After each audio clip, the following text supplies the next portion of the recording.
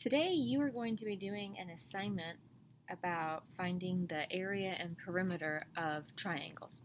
And we've done this before, but it may have been a while since we've done it. So let's take a look at this first triangle. This first triangle is an example of a right triangle. And you know it's a right triangle because it has the 190-degree angle. And when you find the area of a triangle, you know you're going to do 1/2 base times height. And we talked about how there are lots of different ways to accomplish that. And the way that I'm going to do it is I'm going to take half of my even number and multiply by my base. I can also multiply these two together and get my answer and divide by 2. So one way is 1/2 of 6 times 7, which would be 3 times 7 is 21. Another way to do that would be 6 times 7 divided by 2 equals 42 divided by 2 equals 21. Or I can say 1/2 of 7 times 6, which is 3.5 times 6 equals 21. So all of those ways I get 21 inches squared. Okay, so it's still 1/2 base times height. And I'm only going to do it one way for the next problems. But remember, it doesn't really matter if you take half of the side, if you take half of the height, if you take half of the whole number, or you take half of the base. Because when you multiply, remember, it doesn't matter what order you multiply in. And if I wanted to find the perimeter of this triangle, I would add up the sides because those are the numbers that I have there. And my height is actually one of my sides because it's a 90-degree angle. So 12 plus 6 is 18 plus 7 is 25 would be my perimeter. Okay, take a look at this next triangle. It's a different kind of triangle. It's more of an equilateral triangle. And so you notice that my base is 15, but my height, I had to be drawn from the bottom to the tip, and it's 6 feet.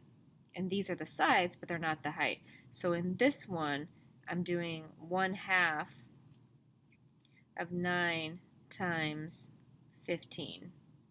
Okay, so for this one, I'm going to do what is 15 times 9, which is 45, 9, 10, 11, 12, 13, 135, and then I'm going to take 135 divided by 2.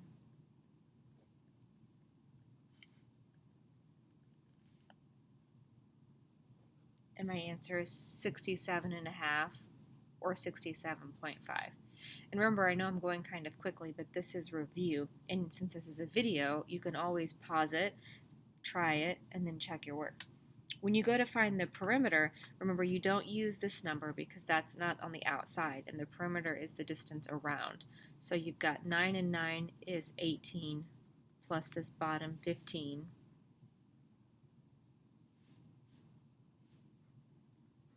So my perimeter on this one is 33 feet. The last kind is a triangle we haven't spent very much time with, but this triangle, you notice, it doesn't have a right angle on the inside of it, because if I drew from here to here, that wouldn't be from the bottom to the top, because the top is actually here. So I could draw my line like this, and you'd measure, in real life, you'd measure that distance. Most of the time, though, in pictures, it's drawn off to the side over here.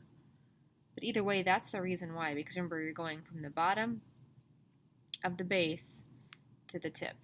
So this one would be 1/2. This is still the base, because this is where the 90-degree angle comes. So 1/2 of 10 times 7, or 5 times 7. Which is 35 square feet. And then I didn't actually finish, so let's just add this there now. So if I wanted to do the perimeter, I couldn't use this one as the perimeter because that's not one of the sides. Remember, that's the height. And so I could add 15 and 10, which is 25 plus 9.